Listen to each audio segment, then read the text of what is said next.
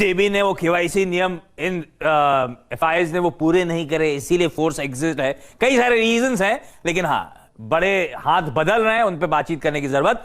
शरद जी, आप लोग एसएमआईएफएस में इस तरह के लार्ज ट्रेड्स ट्रैक करते हो क्या? कौन एंट्री कर रहा है, कौन एग्जिट कर रहा है, क्लोजली वॉच आउट करते हो क्या? ट्रैक तो करते हैं, बट जनरली हमारे इन्वेस्टमेंट डिसीजन उस पर सोलली बेस्ड नहीं होते। हमारे इन्वेस्टमेंट डिसीजन लार्जली बेस्ड होता है कि हमें कंपनी कैसी लगती है उन लेवल्स पे।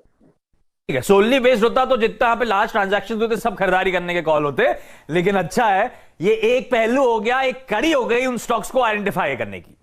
लेकिन वो पसंद आ रहे हैं नहीं आ रहे हैं, आशीष जी को, शरद जी को, अरिहंत कैपिटल को, एसएमआईएफएस को, ये शो के दौरान हमें पता चलेगा।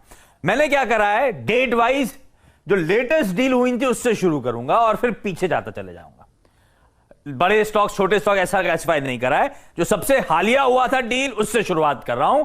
और महेश्वरी सर, ये आपके लिए जरा स्क्रीन पे दिखाइएगा, बंधन बैंक को लेकर अपडेट आया था। बंधन बैंक को लेकर अपडेट क्या आया था? पहले मैंने सोचा था जब शो शुरू करूंगा तो सिर्फ एफआई जहां से एग्जिट हो रहे हैं, एफपीआई जहां से एग्जिट हो रहे हैं उन्हीं को लूंगा। फिर कई सारे ऐसे नाम थे, एल&टी फाइनेंस, बंधन, जिसमें लार्ज ट्रांजैक्शन हुए और बातचीत करने की जरूरत थी। तो मैंने सोचा अब ऐसा नहीं करता हूं, लार्जली लिए वाले जहां एफआई एग्जिट हुए हैं, लेकिन इस तरह के कुछ स्टॉक्स भी आपको नजर आएंगे। बंधन बैंक क्यों रडार पे आया? क्योंकि एचडीएफसी ने शेयर बेचे। ये खबर आई थी, ये डील हुई थी 8 अप्रैल को, जिसमें एचडीएफसी ने ऑलमोस्ट 5 करोड़ शेयर्स 306 रुपए 60 पैसे के भाव पे बेचे। 5 करोड़ बेचे थे, जिसमें से सिर्फ 2 करोड़ का अपडेट है मेरे पास। 1 करोड़ 90 लाख शेयर्स उसमें से सोसाइटी जनरल ने खरीदे। बाकी के कौन बायर्स थे वो लास्ट ट्रेड्स में सामने नहीं आया। पर बंधन बैंक में दिक्कत ये थी, एक की ओवरहैंग बना हुआ था। आपको याद होगा बंधन और घरू का मर्जर, और उस मर्जर के चलते एचडीएफसी बैंक को शेयर अलॉट किए गए थे, एचडीएफसी लिमिटेड को, माफ कीजिएगा।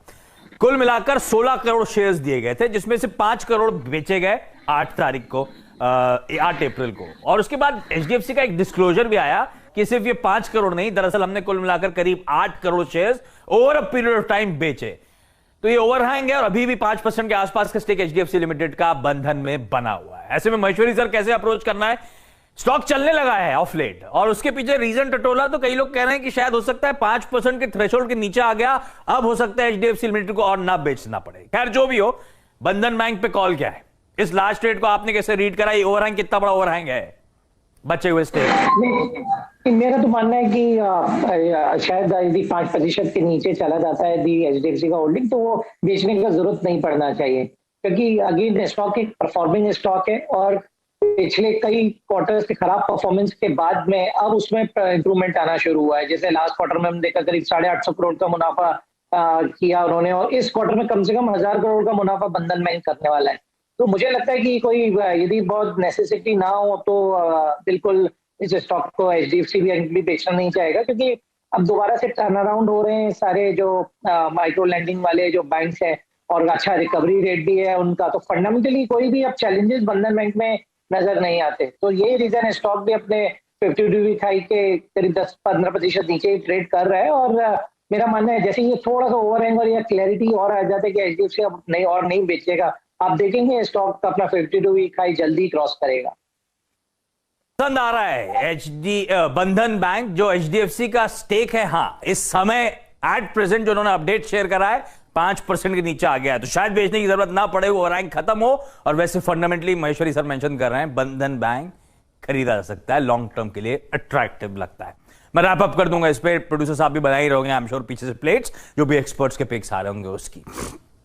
अच्छा, अगला स्टॉक जरा स्क्रीन पर लेकर आइए। 8 अप्रैल में एक और डील हुई थी, वो थी केयर रेटिंग्स को लेकर, जहां पे जो एफआई फंड्स थे, फिकेशन एक्सीडेंट इंटरनेशनल फंड जो था, उसने 4.25 लाख शेयर्स के आसपास 540 के भाव पे, और किंसाले नेविगेटर फंड ने भी करीब 3 लाख शेयर्स बेचे 540 के लेवल्स पर। इसका लार्जली जो चंक है, लार्जली इसलिए कह रहा हूं कि बेचे गए करीब 6 लाख के आसपास, 6.25 लाख के शेयर्स, 5.17 लाख शेयर्स इसमें से निप्पॉन इंडिया म्यूचुअल फंड ने सारे एक्यूमुलेट करे, सारे खरीद लिए। और ये स्टॉक वो है जो साल के हाईज ऑलमोस्ट 790-800 के थे, वहां से 30% इस समय नीचे ट्रेड करता हुआ। अवस्थी साहब, ये हो गया पेग, लेकिन फंड में आपने सही कहा, इस लार्ज ट्रेड से मेरी बाइंग डिसीजन स्पर नहीं होती, लेकिन एक म्यूचुअल फंड एंटर करता हुआ स्टॉक हाई से 30% नीचे ट्रेड कर रहा है, फंडामेंटली अट्रैक्टिव है क्या लेना चाहिए स्टॉक को, केयर रेटिंग को? आप लोग का व्यू क्या है? हाँ जी, बिल्कुल लेना चाहिए। ये स्पेस मुझे लगता है काफी अट्रैक्टिव है और काफी अट्रैक्टिव रही है पिछले 3-4 सालों से, जब से एमएसएमई रेटिंग वगैरह पे और ज्यादा फोकस आ गया है। और आने वाले समय में भी जैसा हमारा डोमेस्टिक पे फोकस है, छोटे उद्योग को बढ़ाने पे फोकस है, रेटिंग की रिक्वायरमेंट और ज्यादा बढ़ेगी पूरी इंडस्ट्री में। और एक कंसिस्टेंट ग्रोअर रहना चाहिए। हमारे हिसाब से ये कंपनी भी 15 से 20% की सीएजीआर रजिस्टर करती रहेगी आने वाले समय में। और अगर आप वैल्यूएशन के लिहाज से देखें तो हमें लगता है कि हाँ, 720 तक के लक्ष्य स्टॉक में बिल्कुल संभव है, क्योंकि FY24 की ईपीएस लगभग 36 रुपए के आसपास आएगी।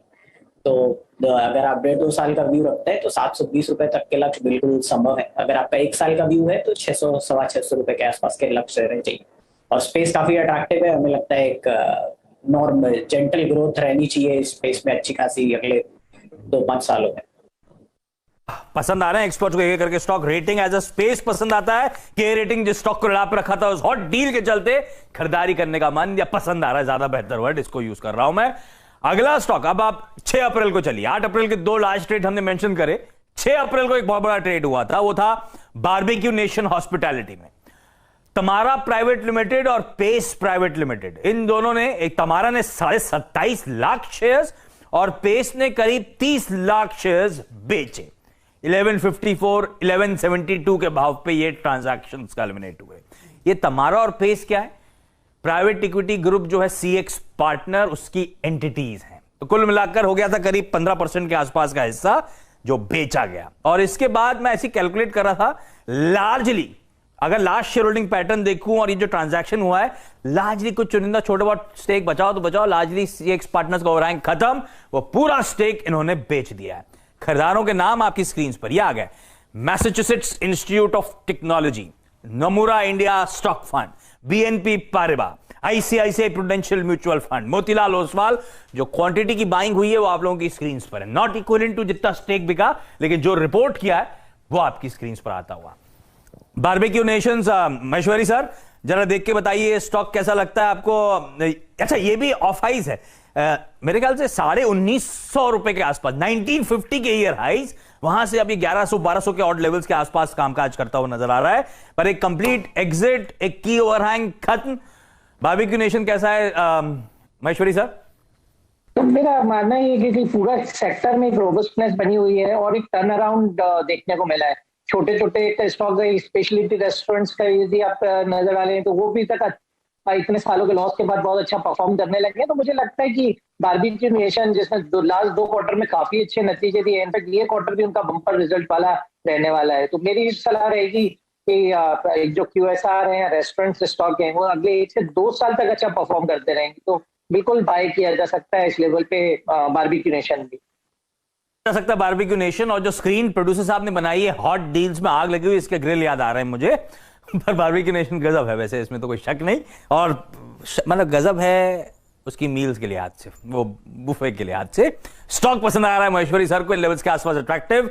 काफी सारे मार्की इन्वेस्टर्स चेक इन होते हुए नजर आए, और एक की ओवरहैंग, एक पी प्लेयर के एग्जिट का, वो खत्म होता हुआ और पूरे ग्रिल का फील दे रहा है। ये स्टॉक के लिए एकदम एप्ट स्क्रीन बन गई सरप्राइजिंगली। अच्छा, 6 अप्रैल से अब मूव करिए जरा 5 अप्रैल के डेटा की तरफ। 5 अप्रैल को हुआ था SBI cards and payment services का एक लार्ज ट्रांजैक्शन, जिसमें सीए रोवर होल्डिंग्स ने 2,61,00,000 शेयर्स बेचे, 851 पे बेचे। उसी लेवल्स के आसपास स्टॉक अभी भी कामकाज करता हुआ आपको नजर आएगा। और इसके भी ईयर हाइज जो थे 1250 के आसपास थे। तो 1250 की ईयर हाइज से एसबीआई कार्ड्स इस समय 25-30% नीचे कामकाज कर रहा है।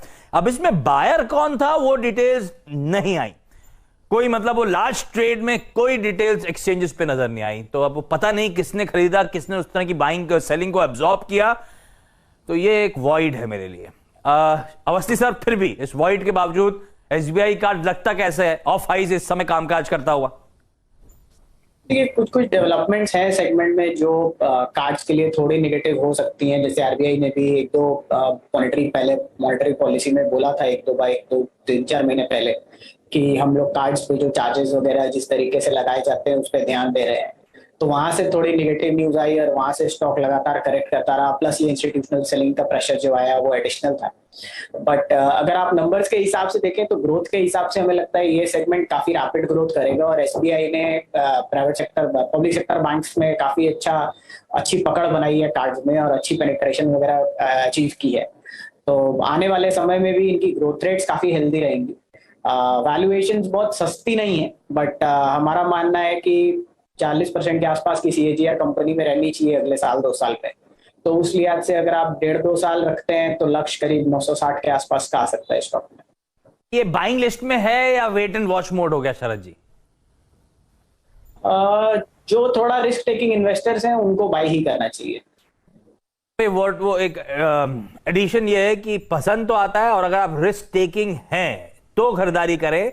उतना कंफर्ट नहीं है क्योंकि टारगेट 960 के आसपास के समय मेंशन किए जा रहे हैं। अच्छा, मैं थोड़ी क्रोनोलॉजी को तोड़ रहा हूं क्योंकि एसबीआई कार्ड्स की बात हुई तो एसबीआई लाइफ इंश्योरेंस कंपनी में भी लार्ज ट्रेड हुआ था। वो हुआ था 29 मार्च को। वहां पे क्या हुआ था, Canada pension plan investment board ने करीब 55,80,000 शेयर्स बेचे 1068 के भाव पे। खरीदारों की लिस्ट बहुत लंबी है। जैसे एसबीआई कार्ड में बायर नजर नहीं आए थे, यहां पे बहुत सारे बायर्स हैं। नाम को क्लिक पढ़ देता हूं, डिटेल स्क्रीन पर आ जाएंगी। Aditya Birla Sun Life mutual fund, Avendus, Bank of America Securities, BofA, Citigroup Global, Copthall Mauritius, Goldman सैक्स, government of Singapore, ICICI Pru MF, Mirae, Monetary Authority of Singapore, Societe Generale, Integrated Core Technologies Asia, कई सारे नाम और छोटी छोटी सबकी quantities इस last trade में सबने पार्टिसिपेट करा। मेरे ख्याल से पूरा 55 लाख जो ऑब्जर्व हुआ उसकी सारी डिटेल्स आपकी स्क्रीन पर है। इन लोगों ने लार्जली वो खरीदारी करी।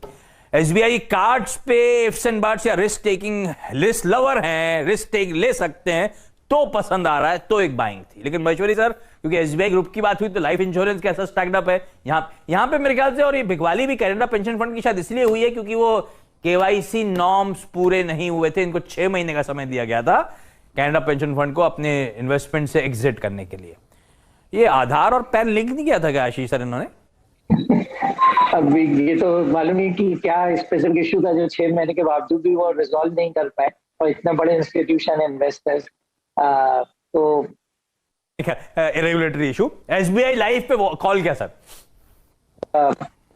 इस पर्टिकुलर ट्रांजेक्शन में भी 1068 में उन्होंने सेल किया स्टॉक, और अब जो स्टॉक का भाव हो गया है। और मेरा मानना है जैसे जैसे एलआईसी का आईपीओ आएगा, एसबीआई लाइफ तो और आगे ही जाने वाला है, क्योंकि जो नंबर्स आ रहे हैं एसबीआई लाइफ के, इनफैक्ट ईयर ओवर ईयर भी देखें तो लास्ट 20 से 21 में इनफैक्ट जो इनकम है वो ऑलमोस्ट डबल के आसपास हो गया, और जो मुनाफे में भी सिग्निफिकेंट ग्रोथ देखने को मिल रही है। तो जो स्लो डाउन हमें एचडीएफसी लाइफ या दूसरे इंश्योरेंस कंपनी में देखने को मिल रहा है वो बिल्कुल एसबीआई लाइफ में नजर नहीं आता है। तो मुझे तो काफी अच्छा लगता है SBI life as a stock भी। और यदि इसका पब्लिक फ्लोट देखें तो वो सिर्फ 7-8% के आसपास रह गया है, क्योंकि मैक्सिमम इसमें स्टॉक एफआईज और डीआईज के बीच में ही कॉर्नर्ड है। तो मुझे लगता है कि बिल्कुल इस स्टॉक को बाय करके अपने लॉन्ग टर्म पोर्टफोलियो का हिस्सा बनाना चाहिए, क्योंकि शॉर्ट टर्म में जरूर ट्रिगर नहीं आते इंश्योरेंस कंपनीज में, बट लॉन्ग टर्म में बिल्कुल परफॉर्मेंस इसका जो इन्होंने पिछले कुछ क्वार्टर्स में दिखाया है वो मेरा मानना है जारी रहेगा। अच्छी बात कि अच्छे स्टॉक्स डिस्कस हो रहे हैं, क्योंकि लार्जली अब तक जो सारे स्टॉक्स डिस्कस हुए एक्सपर्ट्स को पसंद आ रहे हैं। एसबीआई लाइफ में लॉन्ग टर्म के लिहाज से, ये होता भी लॉन्ग जेस्टेशन का धंधा इंश्योरेंस का, ध्यान रखें, लॉन्ग टर्म के लिहाज से एक अट्रैक्टिव बाय इन लेवल्स पे नजर आता है। छोटा सा ब्रेक ले लेता हूं। बहुत इंटरेस्टिंग लार्ज ट्रेड्स और भी हुए थे। Kotak Mahindra bank, Max Healthcare, MTAR technologies, L&T finance holdings, इस तरह के स्टॉक्स पे चर्चा, इनकी लार्ज डील्स, एक्सपर्ट्स के व्यूज पे बातचीत। छोटे से ब्रेक के उस बाद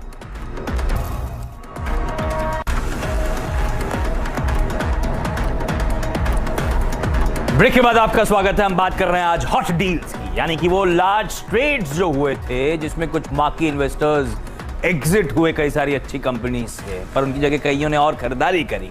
उन लार्ज ट्रेड्स को एक तो मेंशन करने का तरीका, उस कड़ी के स्टॉक्स पे बातचीत करना और एक्सपर्ट से जानना कि करना क्या चाहिए उन स्टॉक्स में जिसमें बड़ी शेयर होल्डिंग में फेरबदल हुआ है, वो स्टॉक्स अट्रैक्टिव हैं या नहीं। मदद करने के लिए आशीष महेश्वरी और शरद अवस्थी साहब आप लोग को आपकी स्क्रीन पर नजर आएंगे। समय बहुत कम बचा है तो थोड़ा सा और कट शॉर्ट कर दिया मैंने जो स्टॉक्स डिस्कस करने थे। एक तो मैक्स हेल्थ केयर आपकी स्क्रीन पर आएगा। मैक्स हेल्थ केयर इंस्टीट्यूट का लार्ज ट्रेड हुआ जिसमें कयाक इन्वेस्टमेंट होल्डिंग्स ने कुल मिलाकर 9.7 करोड़ शेयर्स बेचे। ये केकेआर का एफिलिएट हो गया, जो कयाक इन्वेस्टमेंट होल्डिंग का नाम। इसने पहले भी वैसे बेचा था अगस्त में पिछले साल, थोड़ा सा चंक 0.28% के आसपास, वो मिनिमम पब्लिक होल्डिंग नॉर्म्स को मीट करने के लिए। खरीदारों के नाम इंटरेस्टिंग है मैक्स हेल्थ केयर में: government of Singapore, government pension fund global, small cap world fund, WF Asian smaller companies fund, और जोड़ दीजिए सब FIIs हैं। और एक आ गया SBI म्यूचुअल फंड, जिसने 64 लाख शेयर्स के आसपास खरीदे। इस तरह की बाइंग हुई, इस तरह के मार्की इन्वेस्टर्स चेक इन करें। मैक्स हेल्थ केयर, आशीष सर। ठीक है, बिल्कुल ये भी एक ऐसा स्टॉक है जो ब्लू चिप बनने जा रहा है। यदि देखा जाए तो उसका 114 करोड़ का लॉस था लास्ट ईयर में, उसके सामने करीब 450 करोड़ का मुनाफा तो 9 महीने में आ चुका है। तो आप देखिए कि कितना पोटेंशियल है हेल्थ केयर बिजनेस में। इसके अलावा अब जो कोविड का चूंकि टाइम खत्म हो रहा है, तो नॉर्मल जो सर्जरीज और नॉर्मल जो हॉस्पिटलाइजेशन है उसके बिजनेस में भी बिल्कुल बूम आया हुआ है। तो मुझे लगता है कि कम से कम 650 से 700 करोड़ का मुनाफा इस साल में मैक्स हेल्थ केयर करेगा, जो स्टॉक को इनफैक्ट नई ऊंचाइयों की तरफ लेके जा सकता है। इस स्टॉक को भी इस लेवल पे बिल्कुल मिस नहीं करना चाहिए। और मेरा मानना है कि अगले क्वार्टर के नंबर्स आने के बाद ये आपको 50 रुपीज का जो उसका करीब 450 रुपए का है वो ब्रीच होता दिखेगा। तो बिल्कुल बाय करिए इस स्टॉक को। स्टॉक जो डिस्कस करने वाला शरद जी आपके लिए, L&T finance holding, NBFC space की नाम चेंज, सॉलिड पेरेंटेज और एक रैंक अंडर परफॉर्मर। इसमें हुआ क्या, पिछले महीने 23 मार्च को इसकी पेरेंट लार्सन एंड टूब्रो ने BSE और NSE दोनों में huge chunks, 2 crore 12 lakh shares BSE पे, 2 करोड़ 2 लाख शेयर्स NSE पे खरीदारी करी।